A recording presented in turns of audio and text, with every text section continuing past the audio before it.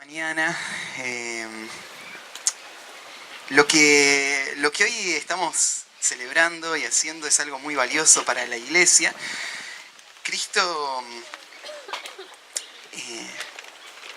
Él nos dio el ejemplo de lo que hoy vimos. Su ministerio empezó un día cuando Él fue a un río y se bautizó, y a partir de ese momento Él usó ese símbolo para mostrar una realidad espiritual muy importante. Lo que pasó esta mañana no hizo nada milagroso en la vida de Meli, pero el Señor lo ordenó para que su iglesia recuerde y sea un testimonio para el resto del mundo que mira lo que Él hace en las vidas de las personas. La iglesia es el grupo, es el pueblo que Dios ha salvado, que ha salvado con el poder de su salvación y con la obra de Cristo. La salvación es algo que pasa en el corazón de las personas, es ese momento cuando una persona que está muerta, esclava de su pecado, escucha el Evangelio y Dios le da vida, le hace entender por medio de la predicación, y toda su vida empieza a cambiar a partir de ese día. Pero aunque la salvación es algo que pasa en el corazón, Dios también planeó que esa salvación que pasa en el corazón se vuelva un testimonio para el mundo entero de su poder y de la gracia y del perdón y de la vida que Él da. Y por eso lo que Él hace es que las personas que reciben a Cristo y son salvadas, ahora son identificadas como su pueblo. Y esas personas son puestas como en una vitrina para que el mundo entero vea en esas personas el poder de la salvación. Y eso pasa porque estas personas se relacionan, se asocian, se juntan en lo que llamamos la iglesia. La iglesia local es el grupo de personas que dicen ser seguidores de Cristo, que dicen haber nacido de nuevo, que dicen ser representantes de Cristo y que viven su vida en conjunto, que viven bajo un liderazgo espiritual, que viven todas sujetas a la palabra de Dios, que viven la vida de cuerpo, rindiéndose cuenta uno a otros, y que son juntas ese espejo que refleja la gloria de Dios en la salvación de estas personas. Personas que siguen siendo pecadoras, pero que muestran en su vida cada día el poder del Evangelio. Es muy importante para una iglesia poder dar este paso que hoy estamos dando, de reconocer que estos son también hijos de Dios. Porque lo que estamos diciendo en un sentido es al mundo: miren, estos también representan a Cristo. Miren, estos también ustedes pueden mirar como un ejemplo de lo que significa la salvación y la verdadera vida espiritual. Así que para nosotros la membresía es esa afirmación que la iglesia hace de que estas personas también son parte del pueblo de Dios. Y la iglesia ha vivido esto a través de toda la historia. Y ha sido muy importante que la iglesia esté compuesta por personas que realmente han entendido el Evangelio, que realmente están viviendo el Evangelio.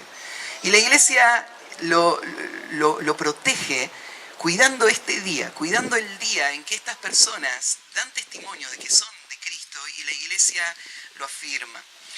Bueno, el pasaje que quiero compartir esta mañana está en el libro de Tito. Si me acompañan en el Nuevo Testamento, el libro de Tito, el capítulo 2.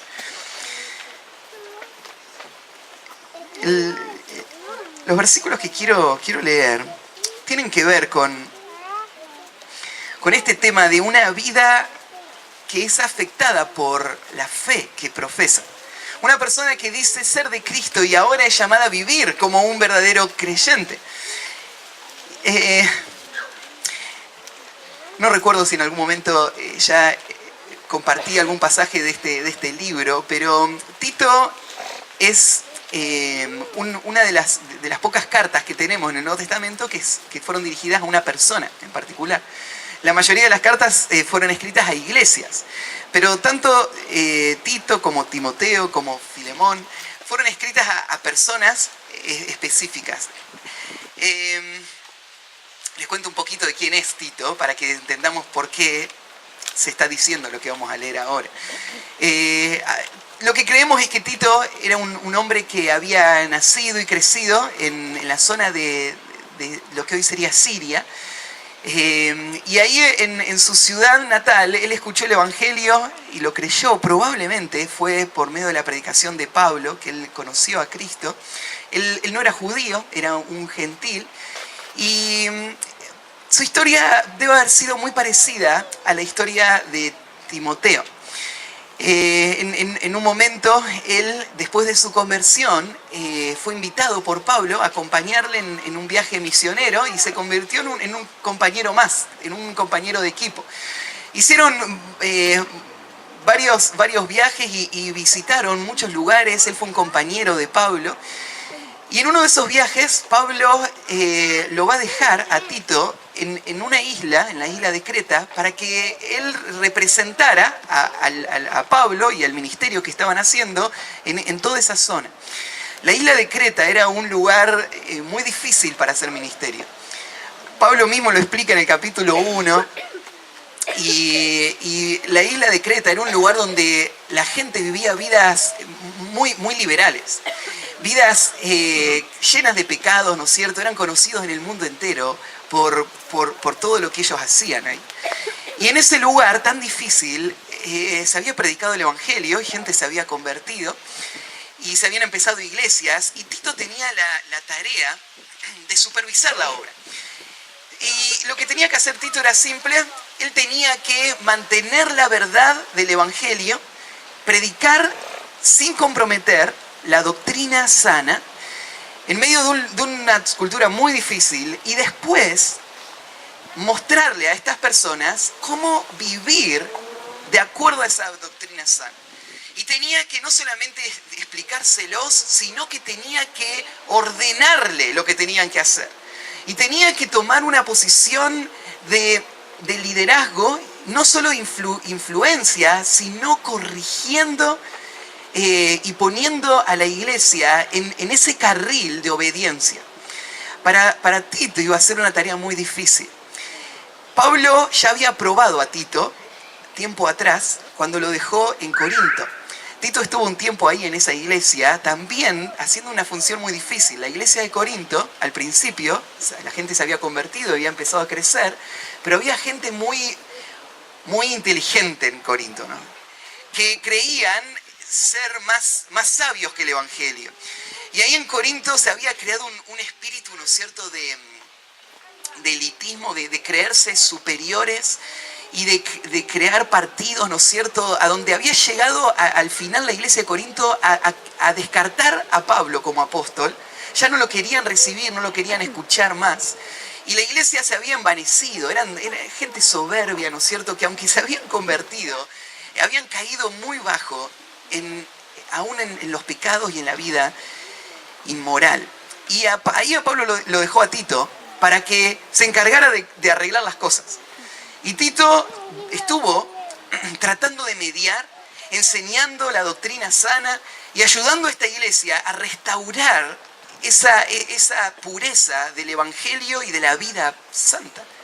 Y había hecho un gran trabajo Tito ahí. Al final la iglesia se restauró y al final la iglesia volvió a recibir a Pablo y se restauró de nuevo la relación y la comunión. Y ahora Pablo lo dejó en una nueva misión. Tito se tiene que quedar en Creta. Y él tiene que ocuparse de a estos hombres que empiezan a crecer, a firmar como líderes, a hombres que sean aprobados, para que la iglesia pueda ser una iglesia sana, una iglesia que predique la verdad, una iglesia que viva la verdad. Así que Pablo lo deja ahí y se va. Tiempo después, mientras Pablo está en Macedonia, hay un hombre que viaja para Creta y Pablo aprovecha la oportunidad y le escribe una carta. El que viaja para allá es Apolos. Apolos está de camino y va a ir a visitar la isla de Creta. Así que Pablo aprovecha la oportunidad y escribe una carta para alentar a Tito en esta difícil tarea. En esta carta es una carta muy preciosa porque Pablo habla de las cosas que son básicas para la vida cristiana y le da mucho aliento a un hombre que tiene que vivir en una época difícil. Y creo que nos podemos identificar muy bien con lo que Tito tuvo que vivir en Creta, porque nosotros vivimos en una época difícil. Nosotros vivimos en una época donde no se valora la verdad. Donde muchísimos que se llaman a sí mismos cristianos van a iglesias que le dicen lo que a ellos les gusta escuchar. Y se contentan y se alegran con que en esa iglesia les prometan una vida bendecida. Y ellos no tienen ninguna intención de dejar su pecado y vivir una vida que honra a Dios. No se preocupan si el pastor le está explicando la verdad de la Biblia. Más que nada lo que les interesa es cómo le impacta emocionalmente lo que el pastor le está diciendo. Y vivimos en un momento muy, muy oscuro, donde la verdad del Evangelio es escasa. Y las personas que quieren vivir de acuerdo al Evangelio son escasas. Y en medio de toda esa cultura nosotros tenemos que predicar la verdad y tenemos que vivir la verdad. Y por eso estas palabras de Pablo a Tito son muy valiosas para nosotros. En el capítulo 2, en los primeros 10 versículos, lo que Pablo va a hacer es enseñarle a Tito cómo él tiene que trabajar con todas las edades en la iglesia. Con los ancianos y los jóvenes, las mujeres ancianas y las mujeres jóvenes, los esclavos, todos los grupos de edad y todas las condiciones son parte de la misma iglesia. Y Tito lo que tiene que hacer es instruir a cada uno a cómo vivir en esa edad, en esa vida, una vida de acuerdo a la verdad del Evangelio y una vida que honra al Señor, una vida que refleje a Cristo. Toda esa sección termina en el versículo 10 con una expresión muy preciosa. Fíjate ahí en Tito 2:10. Dice así: no defraudando, sino mostrándose fieles en todo, para que en todo adornen la doctrina de Dios, nuestro Salvador. Es una expresión preciosa, porque lo que está diciendo Pablo es que cada persona tiene que vivir una vida fiel, una vida que honre a Dios en el momento y en la etapa donde está y donde le toca vivir socialmente. Pero ¿para qué tiene que vivir eso? Tiene que vivir esa vida para adornar la doctrina, para hacer que la verdad del Evangelio se vea con todo el esplendor que tiene. Cada persona, cada uno de nosotros, los que somos parte del pueblo de Dios, tiene una responsabilidad. Cuando va a su lugar de trabajo, cuando camina en el barrio, cuando vive su vida familiar, tiene la responsabilidad de representar bien el Evangelio, de mostrar que la doctrina verdadera, la que hemos escuchado, la que hemos creído, esa doctrina es preciosa. Que esa doctrina no es solo una teoría, sino que transformó nuestra vida. ¿Y para qué queremos adornar la doctrina? ¿Para qué lo queremos hacer? Bueno, porque adoptar la doctrina de Dios, nuestro Salvador. Queremos mostrar a nuestro Salvador, para que el mundo vea a nuestro Salvador y desee a nuestro Salvador y busque a nuestro Salvador. No hay nada más atractivo para un mundo en oscuridad que ver a un creyente auténtico, a un creyente que habla la verdad y vive de acuerdo a esa verdad. Eso significa adornar la doctrina, hacer a Cristo no valioso, Él ya es valioso, pero demostrar lo valioso que Él es con nuestra vida. Eso tiene que ser la vida de un creyente.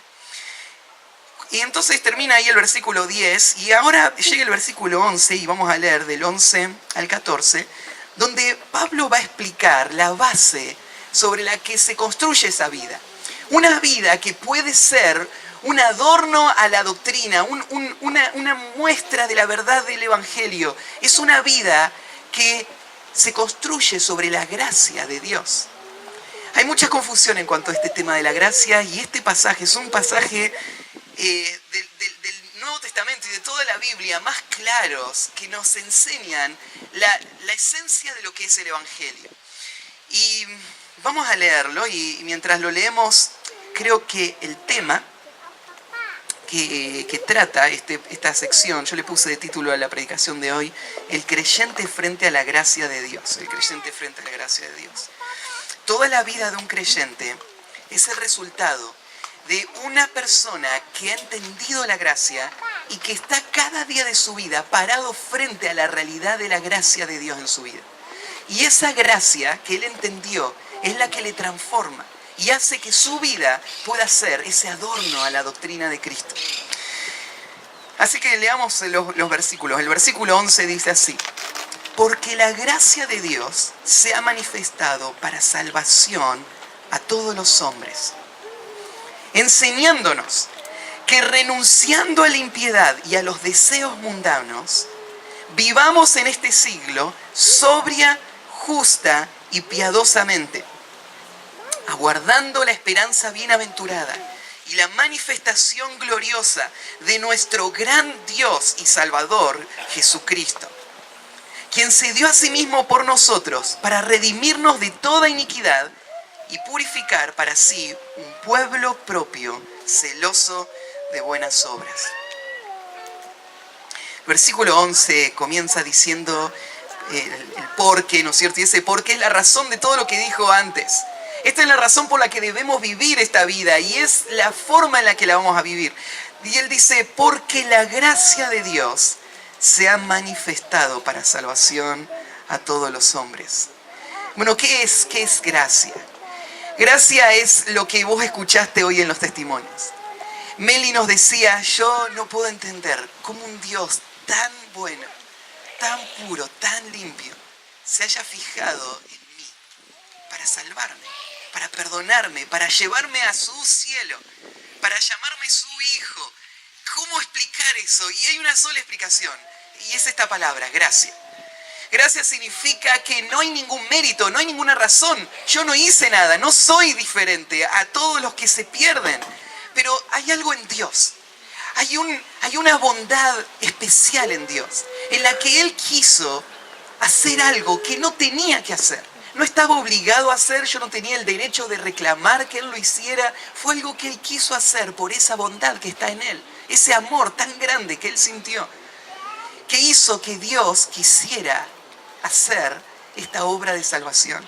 Y por eso dice, la gracia de Dios se ha manifestado para salvación a todos los hombres. Qué raro cómo lo dice acá. Porque dice que la gracia de Dios apareció, o sea, se manifestó, se dejó ver, salió a luz. ¿A qué se refiere acá? Porque Dios siempre fue un Dios de gracia, pero no siempre la gracia se dejó ver. Pero la gracia de Dios sí se dejó ver. Esta palabra, se ha manifestado, lo que está hablando es de un momento específico donde pasó algo que sigue teniendo efecto hasta nuestro tiempo. La gracia de Dios se ha manifestado, algo pasó en la historia que no lo podríamos definir de otra manera que con esta expresión. Es la gracia de Dios que apareció. Lo que pasó en la historia es que en el medio de la oscuridad de este mundo, Dios se hizo carne. Y Dios nació en medio nuestro. Y vivió en medio nuestro. Y vino con el solo propósito de manifestar esa gracia. De abrir una puerta de salvación. El mundo en oscuridad iba rumbo a la perdición. Pero en un momento de la historia, planeado por Dios, anunciado por los profetas, en un momento de la historia, la gracia de Dios se manifestó. En la persona de Cristo. La encarnación de Cristo la podríamos definir así, la gracia de Dios manifestada. Y acá, fíjate lo que dice, es la gracia de Dios para salvación. ¿Por qué vino Jesús a este mundo? La gente suele agarrar de la vida de Cristo lo que quiere, ¿no es cierto? Y hacer más grande o más chico de acuerdo a lo que más conviene, ¿no? Pero la venida de Cristo a la tierra tuvo un solo gran propósito, y es salvar. Todo el tiempo me encuentro con personas que llegan a nuestra iglesia y que han estado en otras, asistiendo por mucho tiempo, y después de un tiempo, o en las primeras charlas, cuando empezamos a hablar de la salvación, la persona me empieza a decir, bueno, yo nunca pensé en eso. Nunca me dijeron eso, nunca me preguntaron eso, nunca se me ocurrió pensar dónde voy a estar en la otra vida, nunca pensé cómo estoy hoy frente a Dios. Yo solamente pienso que es bueno lo que estoy haciendo, ir a la iglesia, que eso va a traer bendición de parte de Dios, y bendición significa que las cosas van a ir mejor. Yo quiero que las cosas vayan mejor, pero no es algo que me preocupó hasta ahora, este tema de la salvación. Es que de eso se trata todo. Toda la Biblia apunta a esto. De esto se trata la vida de Cristo y el ministerio de Él. Todo se trata de esto, de un Dios que vino a salvar. Jesús dijo esto, ¿no? Que el Hijo del Hombre vino a buscar y a salvar lo que se había perdido. Esa era la misión. Jesús vino en una misión de rescate. Y aunque Él fue una luz que alumbró y su vida mostró la gloria de Dios y Él alimentó a los hambrientos, Él sanó a los enfermos, resucitó a los muertos. Todo esto fue la luz de Dios ahí en medio de los hombres. Pero Él no vino solo para que los hombres vieran la luz. Él vino para salvarles de sus pecados. Él vino para que ellos se den cuenta que están en las tinieblas, escucharan el Evangelio y respondieran como Él le dijo a Nicodemo, ¿no? Así es necesario que el Hijo del Hombre sea levantado para que todo aquel que en Él cree no se pierda, mas tenga vida eterna. Jesús nació para morir. Él vino a este mundo a salvar, a buscar y a salvar lo que se había perdido. La gracia de Dios se ha manifestado para salvación a todos los hombres. Esto es interesante. Dios envió a Cristo para mostrar su gracia salvadora a todos los hombres. Esto es algo sorprendente para algunos, porque la verdad es que Dios mostró y manifestó su gracia para salvación a todos los hombres, pero en la práctica no todos los hombres son salvos, ¿no? La salvación es algo que Dios manifestó en Cristo y es para todos los hombres, pero no todos los hombres son salvos. ¿Y por qué no son salvos los hombres? Porque ellos rechazaron a Cristo y lo siguen rechazando hoy. Y aquel Cristo que murió, de acuerdo a Juan 3:16, ¿no? De tal manera amó Dios al mundo es a todos los hombres, que ha dado su Hijo unigénito, para que todo aquel que en Él cree no se pierda, mas tenga vida eterna. El que va a ser salvo es esta persona que va a responder a esa obra de Dios en fe. Va a creer y como cree tiene vida eterna. Entonces no todos son salvos. Pero acá hay un principio importante. Dios manifestó su gracia para salvación a todos los hombres. Esto no es algo que solamente lo dice Pablo acá en Tito. Esto se dice una y otra vez en toda la Biblia. Pablo lo dice cuando dice, y Él es la propiciación de todos. Es principalmente, especialmente, de nosotros los que hemos creído. Ahí en 2 Corintios capítulo 5, dice Pablo que Dios estaba en Cristo reconciliando consigo al mundo, no tomándoles en cuenta a los hombres sus pecados, y nos encargó a nosotros la palabra de la reconciliación. Dios ama al mundo. Dios dio a su Hijo como la muestra de gracia para la salvación del mundo, de todos y cada uno. Pero espera un poquito. El hecho de que vos sepas esto no te hace parte de los salvos. Vos podés estar sentado en este mismo lugar. Pienso, ¿dónde vamos a estar dentro de 100 años?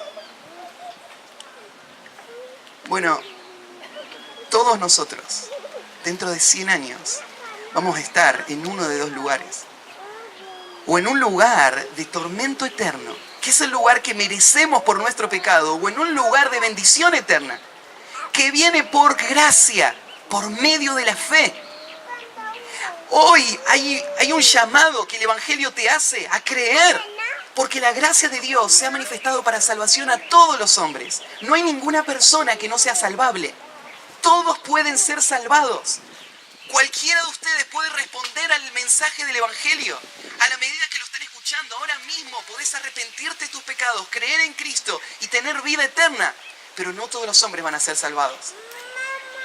Muchos se van a perder. Ancho es el camino que lleva a la perdición. Muchos son los que van por él. Y es angosta la senda, angosto el camino que lleva a la vida. Pocos son los que la hallan. Pero la gracia de Dios se ha manifestado para salvación a todos los hombres. esta salvación es un tema que ha confundido a personas también. Porque para algunos, salvación significa no ir al infierno. O sea, significa, bueno, Dios me libra de ir al tormento eterno, pero salvación es mucho más que eso. Salvación es Dios librándote del pecado que te lleva al infierno. Salvación significa que Dios te libra del pecado como un hecho histórico en tu vida, donde Dios te perdonó para siempre. Dios te libra del pecado dándote victoria sobre el pecado durante toda tu vida cristiana. Y Dios te libra del pecado cuando un día, después de esta vida, te lleve a un lugar y te dé un cuerpo donde ya no haya más pecado. Dios te libra del pecado. La salvación es la salvación del pecado y del infierno que viene como consecuencia del pecado. Pero hay personas que piensan que venir a Cristo y recibir a Cristo es una fórmula que digo que me da como una credencial con la que puedo entrar al cielo. No importa después cómo viva, no importa qué intención yo tenga, si quiero o no seguir a Cristo, lo importante es que tenga la credencial. Entonces, si yo hice la oración, si yo le pedí a Cristo perdón, entonces voy al cielo. Una persona que piensa así, muy probablemente no está en el cielo. Porque el cielo no es todo en la salvación. El cielo es la continuación de una obra mucho más grande que abarca el pasado, el presente y el futuro. Ser salvo significa haber sido librado del pecado. Y una persona que llega a Cristo verdaderamente es una persona que entiende la culpa del pecado, que siente el arrepentimiento en cuanto al pecado y que quiere ser librado del pecado. Y eso es lo que acá Pablo va a seguir explicando. Entonces, se me volaron las páginas, pero seguimos ahí en Tito. Dice, la gracia de Dios se ha manifestado para salvación a todos los hombres. Entonces, ahora Pablo va a empezar a explicar cómo la gracia, esa gracia que le salva, va a empezar a hacer una obra durante la vida entera de esta persona. Y hay 4 principios que sacamos de acá. El primero, este hombre que está frente a la gracia de Dios es guiado a abandonar el pecado del cual ha sido rescatado. Frente a la gracia de Dios, esta persona es guiada a abandonar el pecado del cual sí ha sido rescatado. Lo dice ahí en el versículo 12. Enseñándonos esa gracia que se manifestó, ahora nos enseña. Lo que significa es que Dios hizo algo en el corazón de esta persona. Y ahora, esa obra que Dios hizo, le empieza a guiar. Le muestra el camino. Forma ahora la dirección en la que él va a ir avanzando. Le va enseñando. La gracia de Dios no es una teoría. Es un principio activo en la vida del creyente. Cuando el creyente lo entiende, la gracia de Dios lo que hace es enseñar. Y le enseña lo siguiente.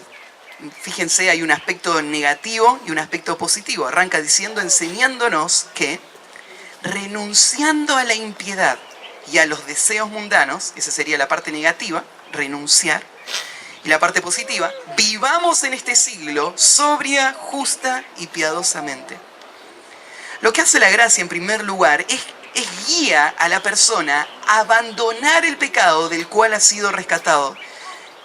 Fíjate, renunciando a la impiedad y a los deseos mundanos. Hay algo que empieza a pasar en el corazón de esta persona que entendió la salvación. Para muchas personas, la gracia es algo que produce más pecado y no deseo de santidad. Me acuerdo una vez, era un adolescente y estaba en el sur, ahí en Piedra del Águila, allá yendo para San Martín de los Andes, en una campaña evangelística que se estaba queriendo empezar una iglesia. Y estaba de traductor y habíamos salido y golpeé una casa y me puse a hablar con un hombre. Terminó siendo un pastor de una iglesia. En el medio de la conversación estábamos hablando del Evangelio y empezamos a hablar de lo que significa la gracia y solo gracia para la salvación. Y entonces él me decía, mira, la verdad es que yo entiendo que estos versículos que vos me estás leyendo están ahí y para mí es así. Pero si yo le digo a la iglesia que son salvos y siempre salvos, entonces no van a querer vivir una vida santa. Van a entregarse al pecado, porque ya está, ya tienen la salvación. ¿Qué incentivo hay para la vida santa? Entonces él entendía que había un problema práctico acá, que la gracia no conduce a la santificación. La gracia conduce a una vida licenciosa de pecado, porque ya está, ya sos salvo, no depende de vos, no importa lo que hagas, vas a ir al cielo. Pero acá Pablo está diciendo algo totalmente distinto. Él dice, la gracia nos enseña que renunciando a la impiedad y a los deseos. ¿Y por qué renunciaría? Porque justamente eso es lo que entendí en el momento de mi salvación. Yo me vi pecador y vine a Cristo para que Él me libre del pecado. La gracia fue el amor que Dios me mostró para hacerme libre. Y ahora me entiendo libre, sé que Él ya rompió las cadenas, que el pecado ya no se enseñorea de mí.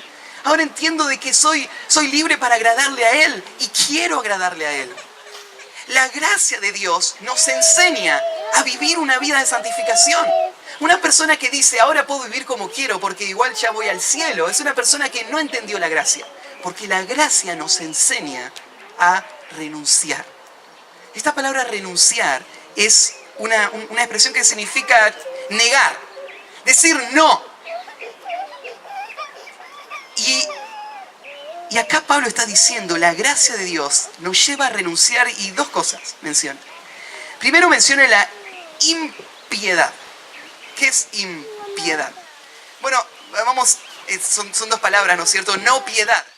La palabra piedad es la palabra que describe a una persona que entiende que su vida fue diseñada para ser vivida para la gloria de Dios.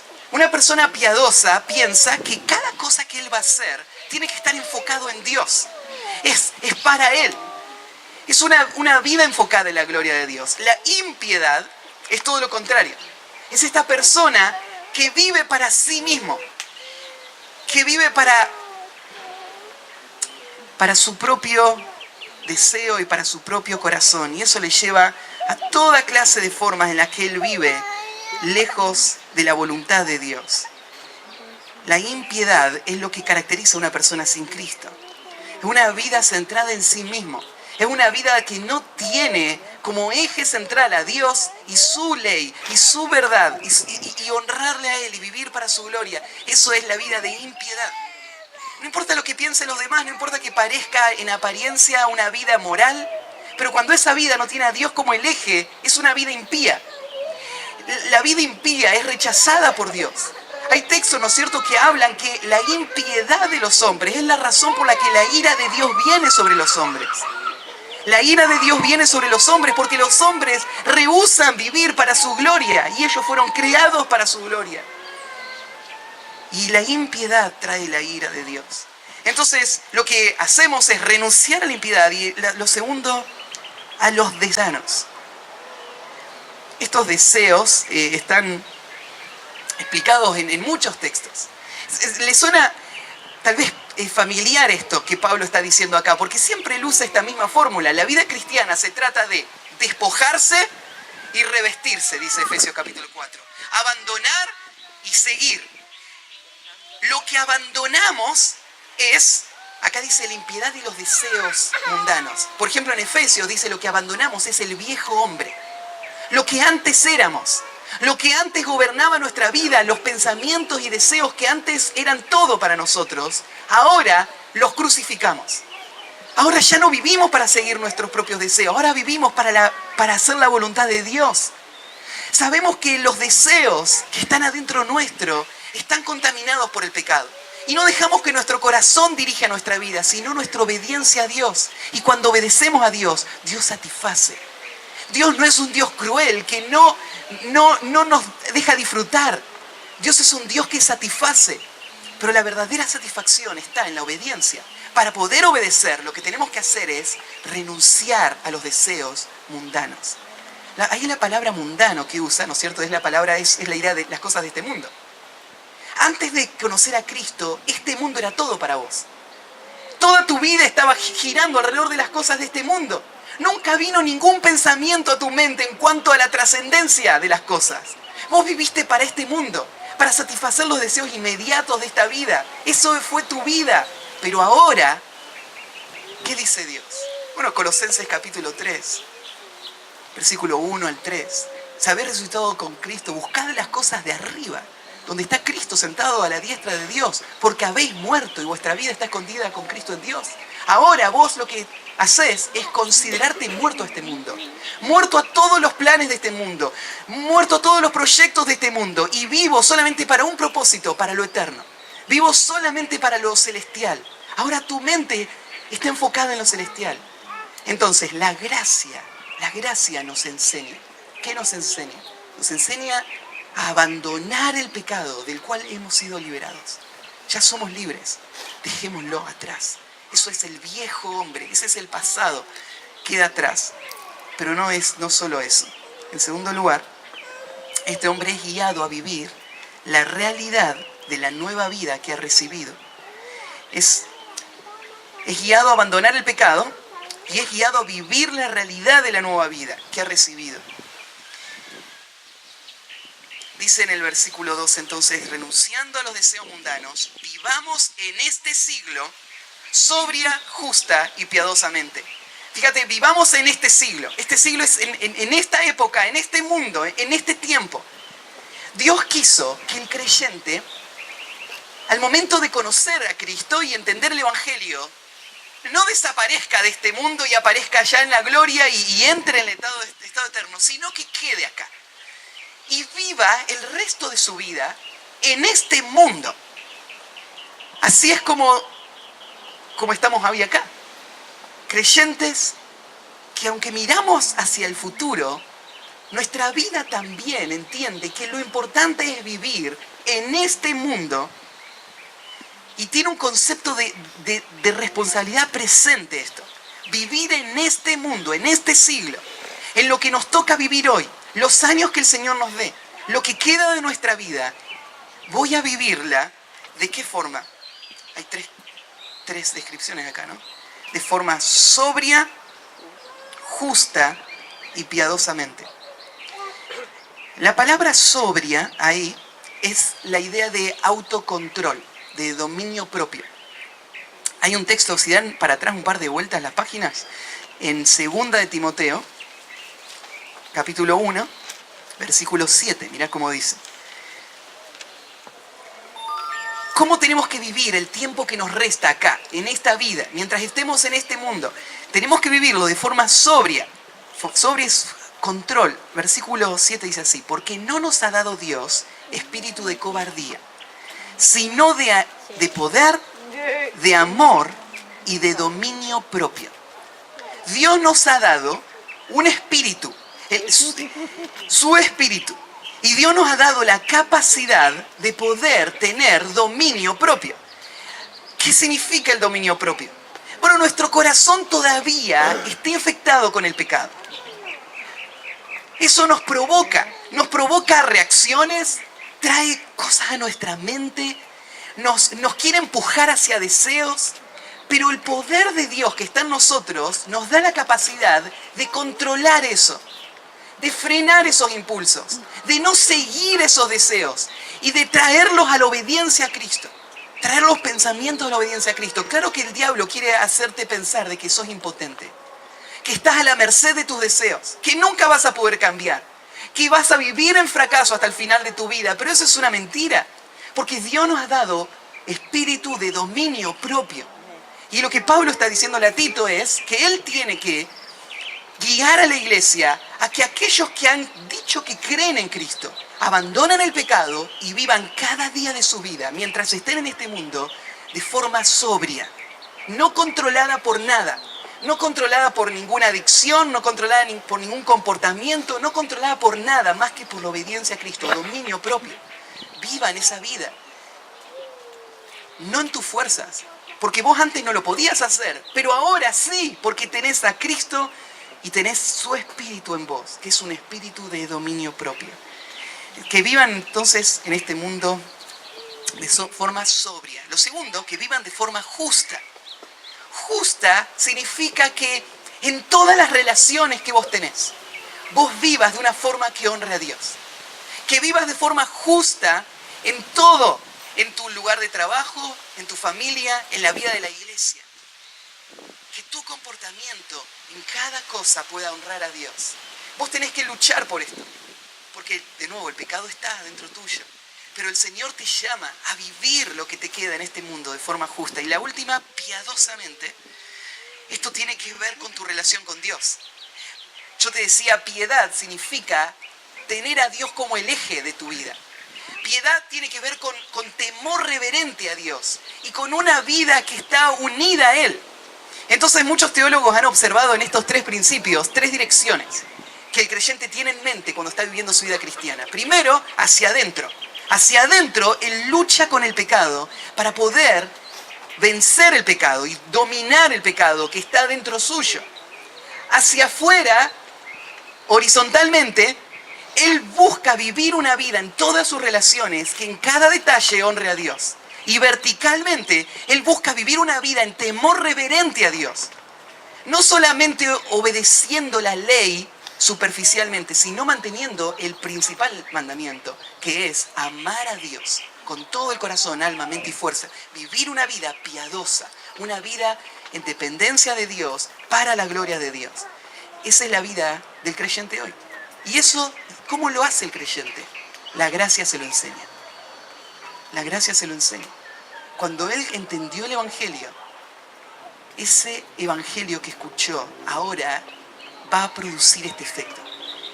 Aparte de los maestros que están afuera, hay algo adentro de él que lo impulsa hacia eso, a dejar el pecado y a vivir esa vida. En tercer lugar, esta persona frente a la gracia de Dios es guiada a esperar cada día el cumplimiento de aquello que se le ha prometido. Es guiada a esperar cada día el cumplimiento de aquello que se le ha prometido.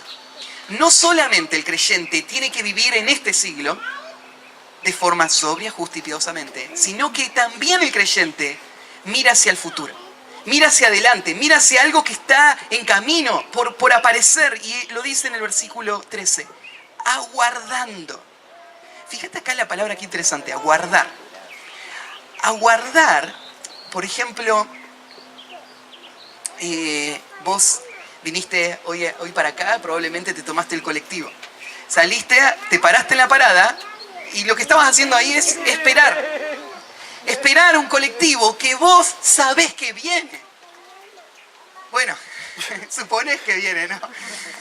En el país donde estamos no sabés qué va a pasar con los colectivos, si no te enteraste que había paros, si algo pasó en el camino, pero en teoría viene el colectivo, ¿no?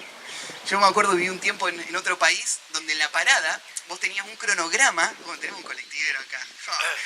En el cronograma decía, por ejemplo, 7:47, 7:52, 7:59, y ese cronograma decía la hora en que llegaba el colectivo.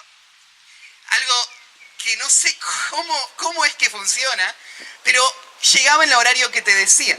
El colectivo estaban todos guiados o controlados por GPS, porque vos ibas arriba, ¿no es cierto? Y una vocecita te iba diciendo en qué calle estaba el colectivo. Aparte, ¿no es cierto?, de preguntarle al chofer, la vocecita te lo decía. Así que el cronograma mantenía todo exactamente, y vos sabías, faltan 2 minutos para que llegue el colectivo. Lo que estabas haciendo era esperando que aparezca. Vos no estabas deseando que tal vez sea, sino esperando en algo que era seguro. Esperar el regreso de Cristo no es, fíjate la palabra que usa acá, no es esperanza. No es una expectativa como diciendo, bueno, me gustaría que pase, sino que es una espera. Es como estar parado en la parada, esperando en cualquier momento llega, porque viene. No hay duda de que viene. No sabemos el cronograma, no sabemos en qué momento viene, pero viene. Esperando. ¿Y qué es lo que esperamos? Esperando o aguardando la esperanza bienaventurada. La esperanza bienaventurada. La esperanza del gran gozo. De la bendición sublime. La esperanza bienaventurada significa que lo que estamos esperando es que llegue el momento donde toda la angustia de esta vida termine. Todo el dolor que el pecado nos causa, todos los efectos del pecado que en esta vida hay, ¿no es cierto? El dolor de las relaciones, el dolor de nuestro cuerpo, todo lo que hay en esta vida, todo eso va a terminar. ¿Y qué va a venir?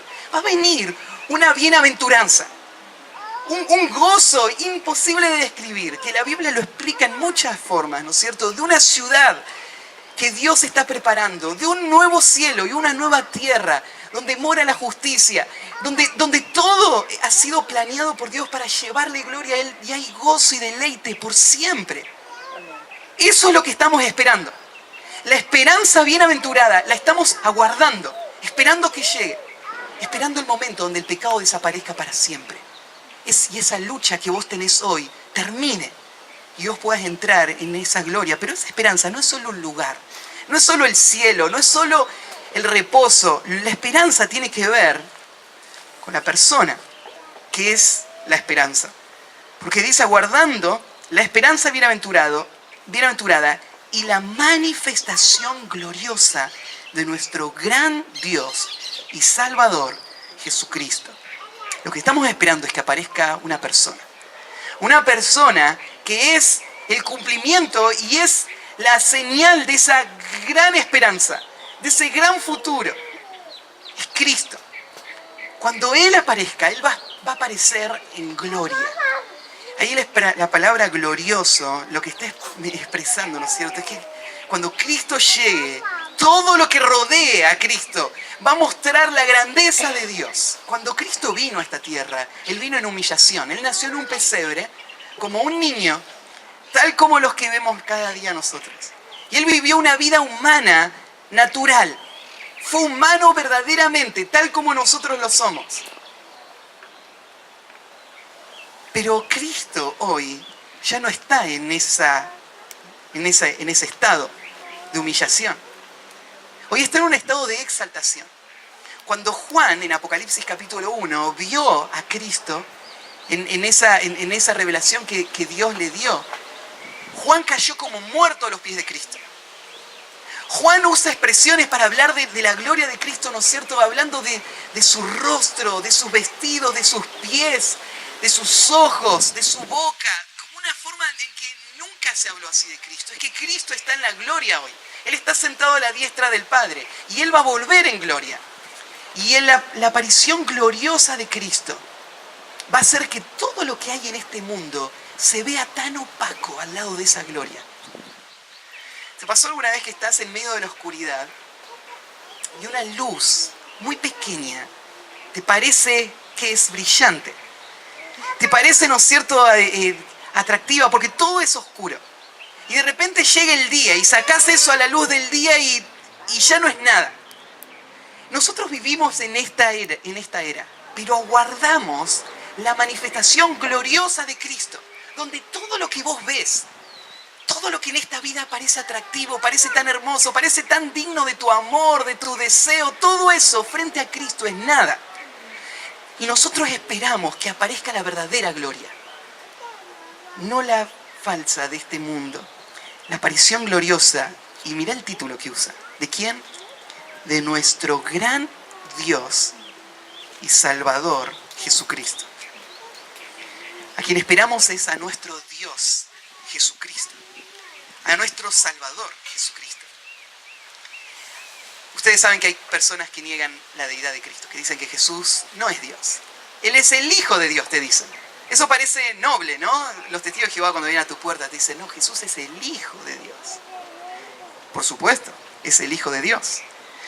Pero mirá lo que dice Filipenses capítulo 2 en cuanto al Hijo de Dios. Mira, en Filipenses capítulo 2.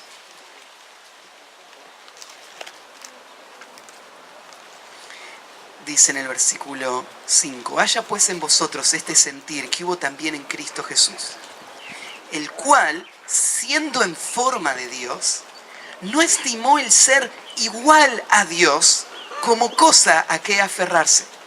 Acá está diciendo que este Hijo de Dios se hizo siervo, va a decir más adelante, se hizo hombre, estando en forma de Dios, Y alguien podría decir, bueno, forma significa apariencia. Entonces se parecía a Dios y ahora se hizo hombre. Pero el texto no nos permite interpretar eso así, porque dice, no estimó el ser igual a Dios. La palabra igual la entendemos en español tal como en el griego. Igual significa idéntico. No hay nada que el Padre sea que no es Jesús, el Hijo. Todo lo que el Padre es y tiene y puede, todo eso es Jesús. Jesús es completamente, es verdaderamente, es Dios. Jesús es Dios. Bueno, no hace falta recorrer muchos textos más. En el versículo que leímos, el que estamos estudiando de Tito, Pablo lo llama a Jesús, nuestro gran Dios y Salvador, Jesucristo. Jesucristo es Dios. Y en Primera de Juan se nos enseña de que nadie que niega a Cristo tiene al Padre. Negar la naturaleza de Cristo es no entender la persona de Cristo y por lo tanto no tener salvación, porque no hay otro Salvador. No hay otro nombre bajo el cielo de los hombres en que podamos ser salvos. Si yo no creo en Cristo como el Dios Salvador, entonces estoy condenado aún, estoy en mi pecado.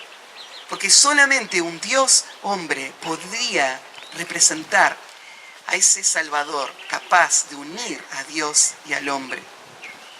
Entonces a quien esperamos es nuestro gran Dios y Salvador Jesucristo. Bueno, entonces una persona frente a la gracia de Dios es guiado a abandonar el pecado, es guiado a vivir la realidad de la nueva vida, es guiado a esperar cada día el cumplimiento de aquello que se le ha prometido y en último lugar es guiado a ocupar su tiempo en aquello para lo cual fue salvado.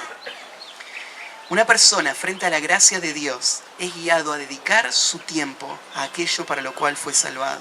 Y dice así en el versículo 14, quien se dio a sí mismo por nosotros. Fíjate en el versículo 11, dice que la salvación Dios la manifestó a todos los hombres. En el versículo 14 dice que Él se dio por nosotros. Este nosotros se refiere a los salvos. Y este es el equilibrio bíblico en cuanto a la obra de salvación. Jesús es el Salvador de todos los hombres. Todos los hombres estuvieron en el corazón de Dios al enviar a su Hijo al mundo. Todos los hombres estuvieron en la mente de Cristo al dar su vida por el mundo. Pero nosotros experimentamos esa salvación de una forma especial. Nosotros podemos decir, Él dio su vida por mí, en una forma muy distinta a la que el mundo lo puede decir. Porque nosotros nos vemos reflejados en esa cruz. Nosotros vemos que ahí Él está tomando nuestro lugar, Él pagó el precio, Él es nuestro Salvador. El mundo no lo puede ver así. Pero acá está diciendo, quien se dio a sí mismo por nosotros, para redimirnos. Esta es una expresión interesante. Porque dice acá que cuando Jesús murió, Él murió para redimirnos, a nosotros, los salvos. Si Él murió para redimirnos, entonces tenemos que creer que Él es capaz de hacerlo. Que en medio de nuestro pecado y nuestra rebeldía, Dios es el que va a cumplir lo que Él determinó hacer. Él va a salvarnos, porque Él se dio a sí mismo, Jesús, por nosotros, para redimirnos. Redimirnos, fíjense, de toda iniquidad. Lo que venimos diciendo. ¿De qué nos va a salvar Dios? Del pecado. Él se dio a sí mismo para salvarnos de toda iniquidad. Y purificar para sí un pueblo propio. Un pueblo de su propia posesión. Un pueblo que le pertenece. Un pueblo que está en Cristo. Un pueblo celoso de buenas obras. Un pueblo que tiene una nueva razón de vivir. Buenas obras. Un pueblo que ahora va a gastar su tiempo y su energía en hacer todo lo que Dios les da para hacer. Como esas obras, no que les dan la salvación, sino esas obras que adornan la doctrina, esas obras para las cuales fui salvado, como dice Efesios capítulo 2, para buenas obras, las cuales Dios preparó de antemano para que anduviésemos en ellas. Me pregunta, para nosotros es: ¿qué efecto está produciendo la gracia hoy en nuestras vidas? Podés verlo en tu propio corazón. Es esta tu vida, es esto una descripción de quién sos vos. Una persona que ha creído en la gracia. Y por eso es que cada día renuncia, abandona el pecado, cada día anhela vivir esa vida que honra a Dios internamente en las relaciones y en su relación con Dios. Esa vida que espera a su Salvador y vive cada día pensando y esperando esa llegada. Y esa vida que se ocupa y usa su vida y su tiempo en todo lo que puede para servir a Cristo, para servir a sus hermanos, para hacer todo lo que, según tengamos oportunidad, hagamos bien a todos. Dice Pablo, cada día no dejemos de hacer el bien, porque a su tiempo segaremos si no desmayamos. Las oportunidades que tengamos, tomémosla, hagámosla, porque para eso fuimos salvados. Somos celosos de buenas obras, las queremos, las deseamos, las buscamos, las hacemos, porque somos de Cristo. Bueno, todo eso cierra con un texto que no les leí, es el versículo 15. Y esto no es para ustedes, esto es solo para mí. Porque acá Pablo le está hablando a Tito, ¿no? A la iglesia. Aunque Pablo esperaba que las iglesias leyeran esta carta, estas cartas las leyeron las iglesias y fueron de mucho ánimo. Pero esta carta es para un hombre que tiene que enseñar en la iglesia. Y acá Pablo le dice a este hombre: esto habla y exhorta y reprende con toda autoridad. Nadie te menosprecia. Tito, vos estás puesto ahí para esta función. Vos estás puesto ahí para marcar los límites de la doctrina sana, para explicarla con claridad y para llamar a las personas a vivir eso. Hablalo con autoridad, dirigilo con convicción. No dejes que nadie te intimide, porque estás en un mundo difícil, en un contexto difícil. Y la iglesia debe ser, en ese contexto, lo que fue llamada a ser. Y esa es mi misión como pastor. Esa es mi responsabilidad como pastor. Ese es el rol que asumo aún con las personas que hoy entran a la membresía de la iglesia. Yo voy a hacer esto. Voy a insistir, enseñar, exhortar y reprender para que vivamos la vida cristiana hasta el final. Y seamos entonces una luz en este mundo y adornemos la doctrina verdadera del Evangelio. Y Cristo sea glorificado hasta que Él venga, podamos vivir así. Vamos a orar y terminamos. Padre, gracias por este tiempo. Gracias, Señor, por el Evangelio.